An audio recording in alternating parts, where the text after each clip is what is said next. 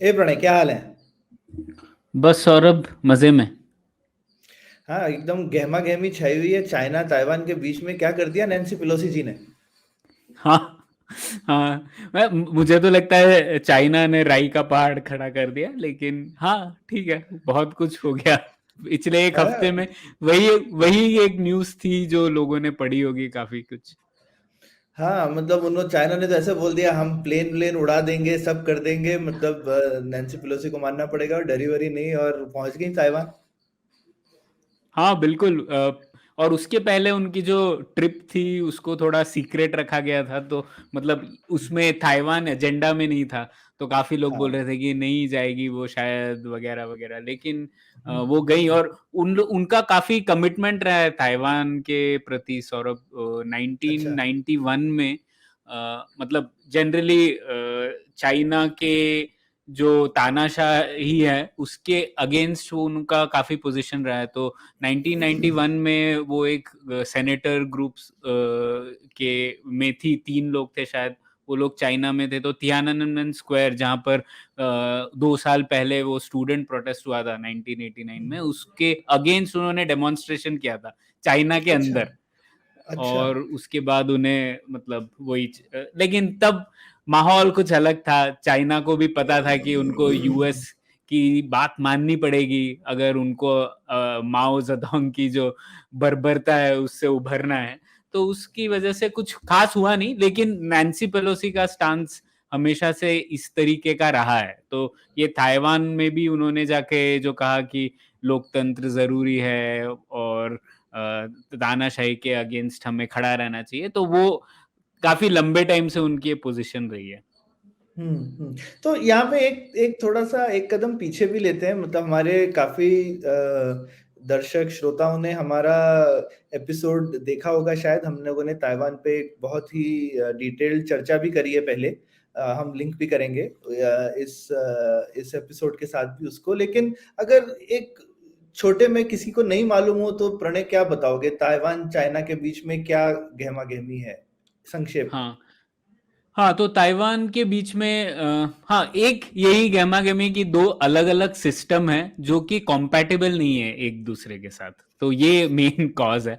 हम्म। एकदम कॉम्पैटिबल नहीं, या तो एक को दूसरी जैसा बनना पड़ेगा या फिर दूसरे को पहले वाले जैसा बनना पड़ेगा, लेकिन कॉम्पैटिबल नहीं। ऐसा क्यों? क्योंकि मतलब एक तो ये सिविल वॉर की तरीके से देख सकते हैं आप, गृह युद्ध की तरीके से। क्योंकि जब कम्युनिस्ट पार्टी और जो गुओमिंदांग है, जिसे चियांग काई शेक या जियांग जिएश जो एक्चुअल नाम है, वो और माओ जेडोंग की नहीं बनती थी। एक कम्युनिस्ट पार्टी में थे, एक गुओमिंदांग थे, दोनों का स्प्लिट हो गया। तो जियांग जिएश चले गए ताइवान में, और ताइवान में उन्होंने अपनी गवर्नमेंट बना ली। तो आप कह सकते हैं ये 100 साल से चला आ रहा है गृह युद्ध है।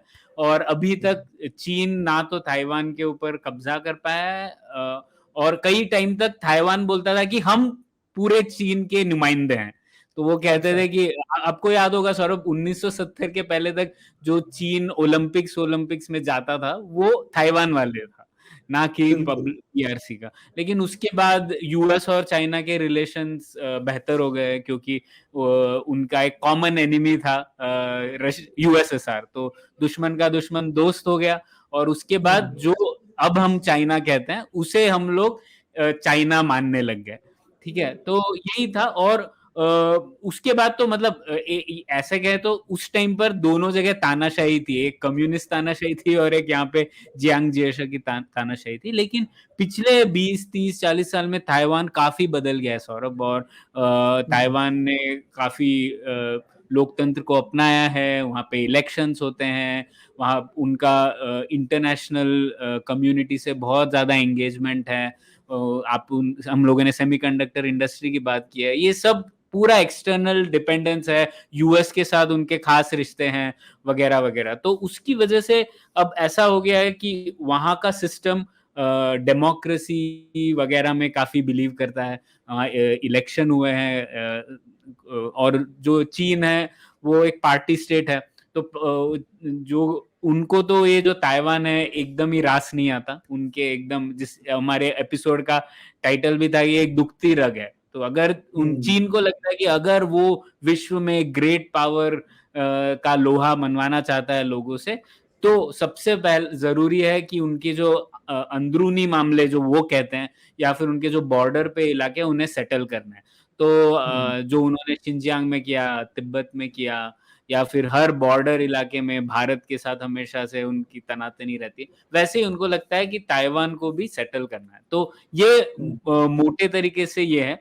उसमें एक और पॉइंट ये भी है कि 1992 के अराउंड एक प्रिंसिपल आया, वन चाइना प्रिंसिपल। मतलब चाइना का मानना था कि चाइना एक है, पूरे विश्व को मानना पड़ेगा कि चाइना एक है, लेकिन अलग अलग सिस्टम्स हो सकते हैं। तो उस टाइम पे हांगकांग भी चाइना का हिस्सा नहीं था, तो वो कह रहे थे कि हम हांगकांग को एक ही चाइना का हिस्सा है लेकिन अलग सिस्टम है, और धीरे धीरे करके वो हमारा हिस्सा हो जाएंगे। और वो ताइवान के साथ भी यही कहते रहे कि ताइवान भी वन चाइना का हिस्सा है। तो वैसे अब काफी देश डिप्लोमेटिकली इसको मानते हैं, यूएस भी मानता है, नैन्सी पेलोसी भी मानती है, और भारत ने कुछ सालों से इसके ऊपर कोई स्टेटमेंट नहीं दिया है, लेकिन भारत भी अभी तक तो 2014 तक इस प्रिंसिपल को मानता था।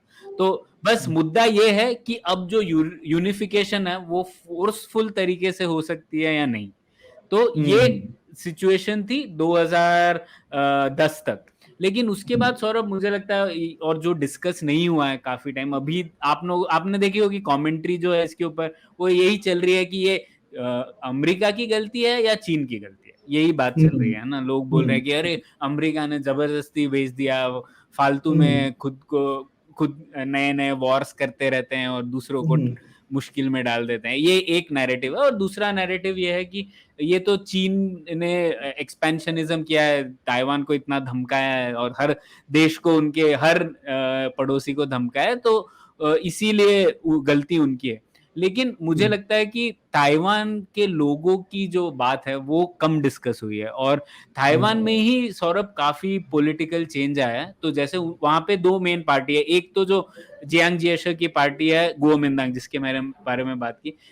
सबसे दिलचस्प बात है कि वो अब पार्टी ऐसी हो गई है, वो बोलती है कि हम लोगों को चीन के साथ रीयूनिफाई हो जाना चाहिए, लेकिन पीसफुली, कोई प्रॉब्लम नहीं है। तो वो खुद बदल गए हैं उस टाइम से।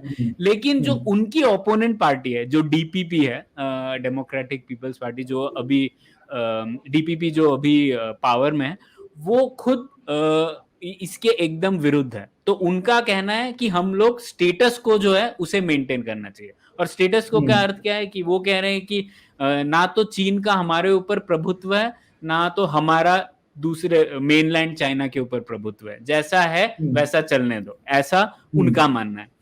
तो ये सिचुएशन, इस मुद्दे पर ही इलेक्शन हुए थे पिछले 2 बार। डीपीपी जो छाई इंग-वन है, उनकी पार्टी जीती है, और उन्होंने हमेशा से कहा है कि हम लोग चीन के साथ मतलब रीयूनिफाई नहीं होना चाहते, जैसा है वैसा रहने दो।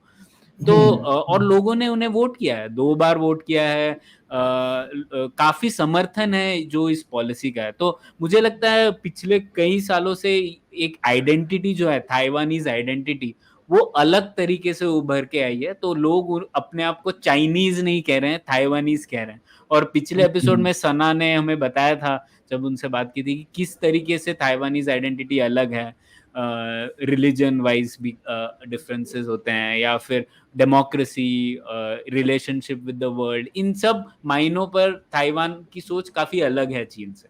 तो ये इन चीजों की वजह से, और जो यंग ताइवानीज है वो काफी डीपीपी को सपोर्ट भी करते हैं।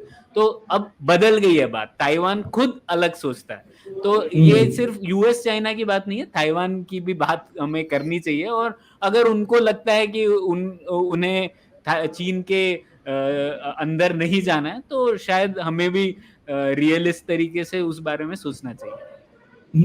लेकिन और उन्होंने, मुझे लगता है कि जो हांगकांग के साथ जिस तरीके का बर्ताव किया है चाइना ने, उसकी वजह से लेसन मिल रहा होगा। मुझे लगता है चाइना के पास बहुत अच्छा मौका था ताइवान को दिखाने का कि देखो भाई, हम बोलते थे वन चाइना मल्टीपल सिस्टम, हम सही में वो करके दिखाएंगे। लेकिन उन्होंने तो डेमोक्रेटिक फोर्सेस का हांगकांग में बाजा बजा दिया। तो अब वो ताइवान वाले क्या सोचेंगे कि भाई यहाँ पर आके भी ये बोलेंगे कुछ, और फाइनली आकर के हमारे साथ में उसी तरीके का बर्ताव होने वाला है, तो हम क्यों करें ऐसा। है ना? हाँ बिल्कुल तो सौरभ, और ताइवान, हम लोग जो है बात कर रहे हैं वो ताइवान वाले लोगों को तकरीबन 75 साल से पता है, और वो चीन के बिल्कुल। डर से उतने साल गुजारे, तो उन्हें पता है कि चीन क्या कर सकता है। तो ये हांगकांग वाली बात भी आपने बिल्कुल ठीक कहा। इनफैक्ट जो ताइवान के फॉरेन मिनिस्टर हैं उन्होंने साफ साफ कहा, उन्होंने बीबीसी में इंटरव्यू दिया था 2-3 दिन पहले, कि उन्होंने कहा था कि जो चीन ने हांगकांग में किया है, या फिर जो ईस्ट चाइना सी में क्लेम्स कर रहे हैं, साउथ चाइना सी में क्लेम्स कर रहे हैं, वो एकदम एक जो तानाशाही स्टेट के का बर्ताव है वैसा ही कर रहे हैं। और उन्होंने ये भी कहा कि जो बाकी देश हैं उन्हें देखना चाहिए चीन किस तरीके से बर्ताव कर रहा है, और उनकी जो गाड़ी है वो सिर्फ ताइवान को कैप्चर करने के बाद नहीं रुकने वाली है, वो गाड़ी बिल्कुल। और भी जगह जाएगी। तो इसीलिए पूरे विश्व को ताइवान को समर्थन देना चाहिए, ऐसा उन्होंने कहा था। तो और यहाँ पे अक्सर कभी-कभी ऐसा होता है, यूक्रेन में भी लोग बोलते हैं अरे नाटो ने ऐसा कर दिया, क्या कहते हैं रशिया को क्यों उंगली करी, लेकिन यूक्रेन की क्या मंशा है वो कोई नहीं देख रहा। तो उसी तरह से आपका कहना है कि भाई ताइवान की मंशा जो है उसको भी तो हमें रिकॉग्नाइज करना चाहिए, और अगर वहां के लोग नहीं चाहते तो लेकिन तुम ही बोलते हो ना प्रणय उल्टी साइड में कि भाई ये तो मत्स्य न्याय है, बड़ी मछली छोटी मछली को खा जाएगी। तो अब बड़ी हाँ मछली हाँ चाइना है, छोटी मछली ताइवान है, तो बड़ी मछली हाँ छोटी मछली को क्यों नहीं खाएगी? हाँ, तो हाँ, बड़ी मछली छोटी मछली को खाएगी, तो इसलिए इस मामले में मुश्किल होगी, क्योंकि ताइवान का समर्थन अमेरिका का है, अमेरिका फुल समर्थन दे रहा है, तो वो उससे भी बड़ी मछली है। तो ये है एक मुद्दा। और दूसरा, बड़ी मछली छोटी मछली को खाती है, इसका मतलब ये नहीं है कि हमें उसको सपोर्ट करना चाहिए, है ना? हमें अपना इंटरेस्ट देखना है। हमें इंटरेस्ट ये देखना है कि जब तक जहां अगर चीन ताइवान के इशू से उलझा रहता है, या फिर ताइवान इशू को उनके लिए बहुत बड़ी बात है, ठीक है, उनके लिए मतलब आप बोल सकते हैं फॉरेन पॉलिसी प्रायोरिटी नंबर 1 है। तो अगर ठीक। ये इशू चलता रहे, वो भारत के हित में, तो हमें इसलिए इस तरीके से देखना चाहिए। बिल्कुल। तो इसमें हिंदुस्तान चुप क्यों है? हमको फिर खुल के बोलना चाहिए। अभी क्वाड के 3 मेंबर्स ने तो स्टेटमेंट भी दिया, हम चुप रहे हैं। तो ऑस्ट्रेलिया, जापान, यूएस ने ताइवान के और नैन्सी पेलोसी के जो विजिट का समर्थन करते हुए स्टेटमेंट भी जारी किया, और वो जो उसके बाद चाइना ने थोड़े से आतिशबाजी करी है उसका उन्होंने विरोध किया। तो अब हमने क्यों नहीं किया ऐसा प्रणय? अगर हमको करना चाहिए तो ये कुछ ऐसा मतलब बेगानी शादी में हम क्यों फालतू में बोले, ऐसा है? या फिर हमको बोलना चाहिए? हाँ, मतलब मेरा निजी विचार तो ये है कि भारत को बोलना चाहिए था, एटलीस्ट उस मामले में जब चीन ने मिलिट्री ड्रिल्स कर दिए, तो उस चीज को तो क्रिटिसाइज करना था। और ये कह सकते थे कि ठीक है, मतलब हम 1 चाइना या 2 चाइनास के बारे में बोलने की कोई जरूरत नहीं थी, लेकिन हम लोग ये तो कह सकते थे कि इस तरीके से जो बर्ताव था, देखिए चीन ने क्या किया, सीधे सीधे एक तो कह दिया कि मिलिट्री ड्रिल्स कर दिए ताइवान के जोन में, एडीआईजेड के अंदर, और फिर यूएस के साथ जो भी उनके डायलॉग्स थे, क्लाइमेट चेंज वाले डायलॉग और कई सारे फोरम, उस पर उन्होंने सीधा सीधा बोला कि हम नहीं आ रहे भैया, जाओ। जैसे वो क्रिकेट में होता है ना सौरभ, बचपन में कोई आउट हो जा रहे तो जिसकी बैट बॉल और विकेट होती है वो लेके चला जाता है कि मेरे को नहीं खेलना अब, उस तरीके का बर्ताव। तो उस चीज की तो हम लोग आलोचना कर सकते थे कि ये थोड़ी ना होता है, और पीसफुल तरीके से आपको करना है वो कीजिए। तो मुझे अभी भी नहीं पता सौरभ, हम लोगों ने क्यों स्टांस नहीं लिया। 2-3 हम लोग कह सकते हैं, हाँ, जैसा आपने कहा, मुझे लगता है कई लोगों को भारत में भी लगता है अभी कि ये एक आंतरिक मामला ही है, मतलब Taiwan is not a party to this conflict. और जैसा कि मैंने बताया कि ताइवान की खुद की पॉलिटिक्स समझनी जरूरी है, तो अगर लोगों ने सोचा नहीं है उसके बारे में, तो लगता है कि ठीक है, मतलब चीन की और यूएस की बात है। दूसरा शायद ये भी हो सकता है, ये सरकार की तरफ से मुझे लगता है हो सकता है कि अमेरिका और चीन के बारे में चल रहा है, और ये इशू थोड़ा दूर है हमसे, हमारे नजदीक तो नहीं है, तो क्यों हम इसमें पड़े, ये एक कारण हो सकता है।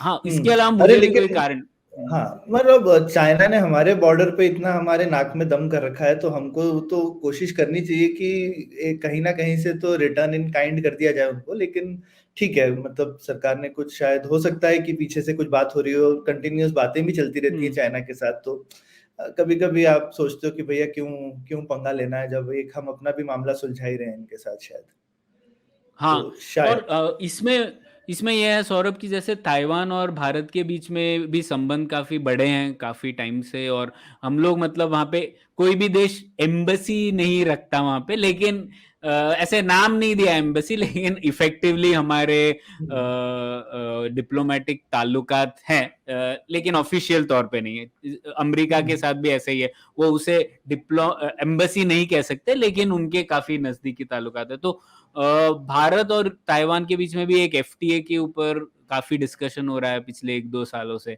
तो मुझे तो अच्छा। लगता है ये मौका है कि भारत को ताइवान के साथ जो एटलीस्ट इकोनॉमिक रिलेशनशिप है वो और क्लोज मजबूत करने कर चाहिए। लेनी चाहिए।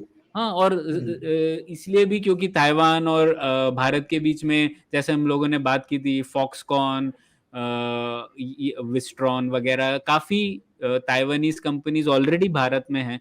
तो हुँ, और भी कुछ कई चीज़ें हम लोग कर सकते हैं। इनफैक्ट मैंने एक चैप्टर लिखा था एक किताब में जिसमें 18-20 लोगों ने अलग-अलग मामलों में भारत और ताइवान क्या साथ में कर सकते हैं द्विपक्षीय तौर पे उसके ऊपर लिखा है।